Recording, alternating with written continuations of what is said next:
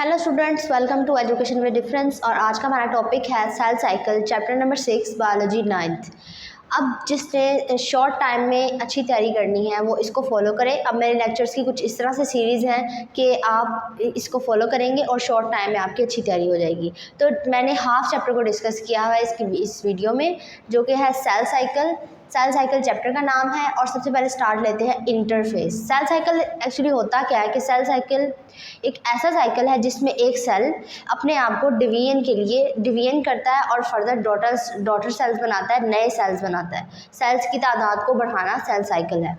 अब इस cell cycle के कुछ मराहिल हैं, कुछ फेजेस हैं। सबसे पहले डिस्कस करते हैं कि अब सेल ने डिवाइड होना है, तो उसको डिवाइड होने के लिए कुछ प्रिपरेशन की भी ज़रूरत पड़ेगी, तैयारी की भी ज़रूरत पड़ेगी।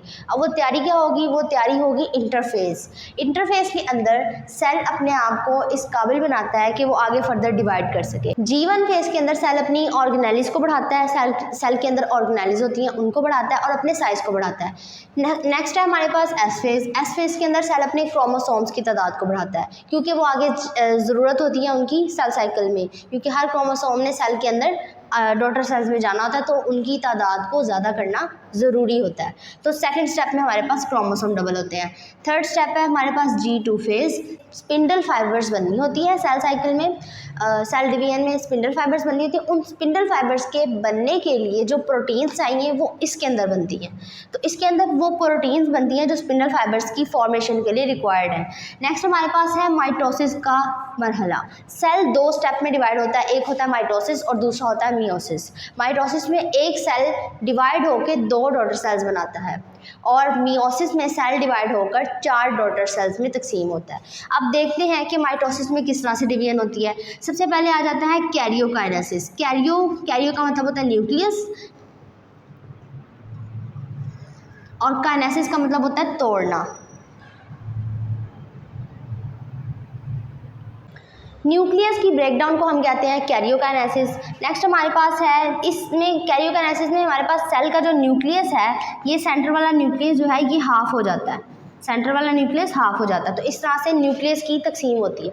नेक्स्ट है हमारे पास साइटोकाइनेसिस। साइटोकाइनेसिस के अंदर जो ओवरऑल सेल है उसका साइटोप्लाज्म जो है सेंटर से हाफ हो जाता है। ये ओवरऑल सेल है, इसका साइटोप्लाज्म यहाँ से सेंटर से हाफ हो जाएगा। इस तरह सेल जो है 2 हिस्सों में तकसीम हो जाता है। आगे हमारे पास आ जाता है फेजेस ऑफ माइटोसिस। तो माइटोसिस की फेजेस में सबसे पहले है पेरेंट सेल, यहाँ पे हमारे पास मौजूद है। पेरेंट सेल में ये है क्रोमेटिन, ये क्रोमेटिन है। इसके बाद ये सेल का न्यूक्लियस है, सेल के न्यूक्लियस के बाद ये सेल मेम्ब्रेन है और फिर प्लांट सेल में सेल वॉल भी होती है। उसके बाद हमारे पास आ जाता है प्रोफेज। प्रोफेज में क्या होता है कि सेल की जो क्रोमेटिन है, ये क्रोमेटिन जो धागा नुमा साख्तें हैं ये तब्दील हो जाती हैं, कन्वर्ट हो जाती हैं क्रोमोसोम के अंदर। और फिर जब ये क्रोमेटिन क्रोमोसोम्स में तब्दील हो जाती हैं तो फिर उसके बाद हर एक क्रोमेटिन जब क्रोमोसोम में तब्दील हो जाता है तो ये सेंट्रियोल्स हैं साइड पे मौजूद। ये सेंट्रियोल्स स्पिंडल फाइबर्स को निकालते हैं, इनसे स्पिंडल फाइबर्स बनती हैं।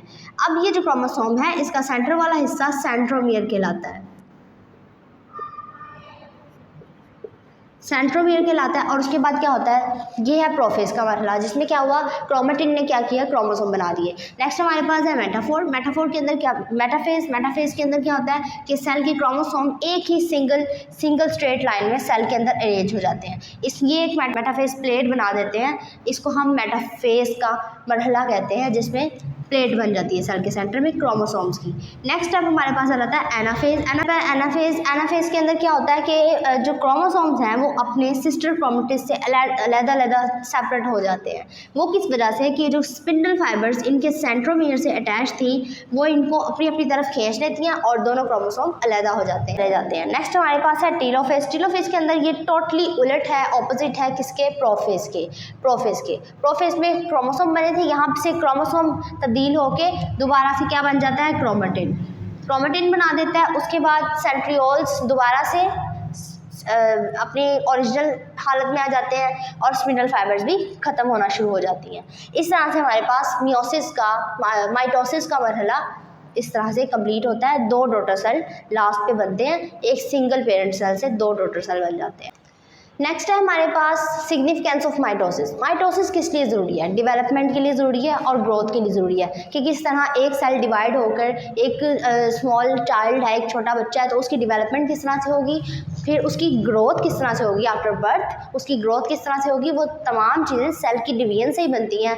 उसका मैस बनता है, उसके टिश्यूज़ बनते हैं, उसके ऑर्गन्स बनते हैं। इन सब चीज़ों के लिए माइटोसिस बहुत इंपॉर्टेंट है। अगर माइटोसिस नहीं होगी तो सेल डिवाइड नहीं होगा, मज़ीद सेल्स नहीं बनेंगे जो हमारे लिए जो रिक्वायर्ड है टिश्यूज़ के बनने के लिए, ऑर्गन्स के बनने के लिए। इस तरह से डेवलपमेंट और ग्रोथ भी मुतासिर होगी। उसके बाद हमारे पास आ जाता है सेल रिप्लेसमेंट। सेल रिप्लेसमेंट में हमारे पास आ जाता है कि एसोफिगस के अंदर से भी जब हम खाना खुराक जाती है एसोफिगस खुराक की नाली में से, या तो उसके अंदर भी जो सेल्स हैं साथ लगे होते हैं उस नाली के साथ, वो भी उतर के उतरते रहते हैं वक्त के साथ साथ। तो उनके उतरने के लिए उतरते हैं जब, तो उनकी जगह नए सेल्स आते हैं, तो उसके लिए भी सेल रिप्लेसमेंट होती है वहाँ पे। उसके लिए भी क्या ज़रूरत है? माइटोसिस की, कि दोबारा उस जगह पे नए सेल्स बनाए जाएँ। उसके बाद हमारे पास आ जाता है रीजनरेशन। रीजनरेशन में हमारे पास ये है कि हमारे पास एक सी स्टार है। सी स्टार का कोई बाजू, कोई आर्म कट जाए समुंदर में, दरिया में, तो क्या होता है कि वो अपने उस आर्म को, कटे हुए आर्म को, वो दोबारा से रीजनरेट कर लेता है। और वो रीजनरेट किस वजह से होता है? वो भी माइटोसिस की वजह से ही होता है, क्योंकि उस जो कटा हुआ वो उसका आर्म है, उसकी जगह दोबारा से सेल रीग्रो करते हैं, और सेल ग्रो करते करते वो एक नया आर्म बना लेते हैं। इस तरह से स्टारफिश अपने आर्म को दोबारा से रीजनरेट करता है। नेक्स्ट है हमारे पास एसेक्सुअल रिप्रोडक्शन, जो बहुत से ऑर्गेनिज्म में होता है। फॉर एग्जांपल अगर हम हाइड्रा की बात करें तो हाइड्रा एक पौधा है। हाइड्रा के अंदर जब नए बनने होते हैं लीव्स, तो वो क्या होता है? वो एक बड बनता है। बड बनने से क्या होता है? वो नया पौधा वहाँ से निकल आता है हाइड्रा का। इस तरह से हाइड्रा में बडिंग होती है। बडिंग के जरिए, बडिंग एक एसेक्सुअल रिप्रोडक्शन है जिसमें एक सिंगल पेरेंट इन्वॉल्व होता है। एसेक्सुअल रिप्रोडक्शन के ज़रिए वो आगे रिप्रोडक्शन करता है। इस तरह से हमारे पास ये भी माइटोसिस की अमल में ही होता है कि किस तरह एक सेल डिवाइड होके बड बनाता है और वो आगे एक नया पौधा बना देता है। उसके बाद एरर्स इन माइटोसिस, माइग्रेशन, जिसके अंदर सेल एक्सपोनेंशियली ग्रो करते जाते हैं और उनको रोकने के लिए कोई मैकेनिज्म नहीं होता। सेल डिवाइड करते जाते हैं। माइटोसिस का अमल इसमें होता जाता है, रुकता नहीं है। तो ये कॉज करता है म्यूटेशन मतलब तब्दीलियाँ भी हो सकती हैं, और सेल में जीन्स की तब्दीलियाँ भी हो जाती हैं इसमें। और नेक्स्ट जो है, सेल जो अगर फर्दर डिवाइड करता जाएगा तो उसमें क्या होंगे? हमारे पास ट्यूमर्स बन जाएंगे। और ट्यूमर अब जो बन जाता है वो जिस्म में कहीं भी किसी भी पोजीशन पे, वो दो टाइप्स के होते हैं। एक होता है बिनाइन ट्यूमर और एक होता है मैलिग्नेंट ट्यूमर।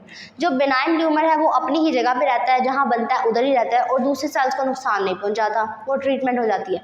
लेकिन जो मैलिग्नेंट ट्यूमर है ये फैलने वाला है। किस तरह से कि जिस जगह है उस जगह को तो मुतासर कर ही रहा है, साथ वाले सेल्स को भी मुतासर करेगा। तो इसको ऐसे ट्यूमर्स होते हैं मैलिग्नेंट, जो दूसरे सेल को भी मुतासर करते हैं अपने साथ साथ। अब उसके बाद हमारे पास है मेटास्टेसिस का अमल। इसको कहते हैं बीमारी के फैलने का अमल। ट्यूमर बने एक जगह, उन्होंने दूसरों को भी मुतासर करना शुरू कर दिया, अफेक्ट करना शुरू कर दिया, तो इस अमल को हम कहेंगे मेटास्टेसिस। तो ये था हमारा mitosis all about cell cycle का चैप्टर था, चैप्टर नंबर 6। और इसमें मैंने हाफ चैप्टर एक्सप्लेन किया है, शॉर्टली एक्सप्लेन किया है, लेकिन इसको ब्रीफली भी एक्सप्लेन किया है। तो उम्मीद है कि आपको ये लेक्चर समझ आ गया होगा। अगर आपका इसमें कोई क्वेश्चन हो तो आप मुझसे कमेंट में ज़रूर पूछें। Thank you.